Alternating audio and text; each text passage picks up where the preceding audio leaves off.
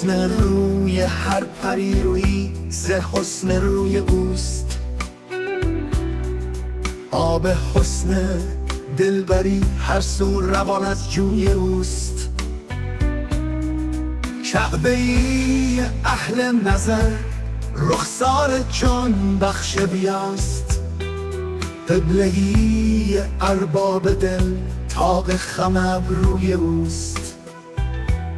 هر کسی گرچه به سوی روی میارد ولی در حقیقت روی خلق جمله عالم سوی اوست. مسکن و مأوای جانها زلف مشکینش بود. مجموع دلها حلقه گیسوی اوست. تا به دل از بی طلب او را کسی طالب نشد. جستجویی گر بود باز از جستجوی اوست. دست رومی رخش از رنگ خطش قوتیست. برک چشمش در پناه طره هندوی اوست. آنکه از چشم پری رویان به صد افسونکی دل ز مردم میر باید غمزه جادوی اوست.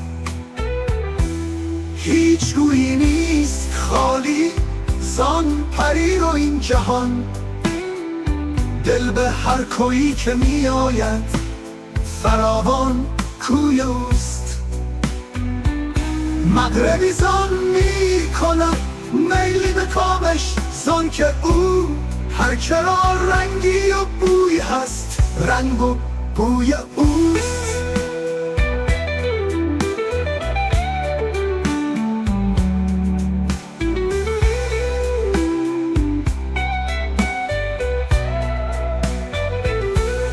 هر کسی گرچه به سوی روی میارد ولی در حقیقت روی خلق جمله عالم سوی اوست.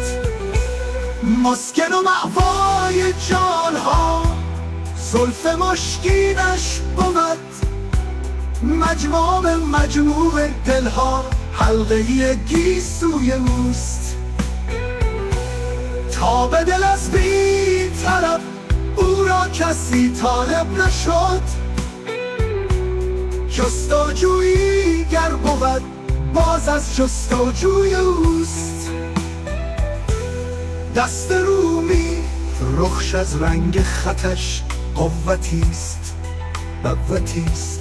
برک چشمش در پناه طره هندوی اوست.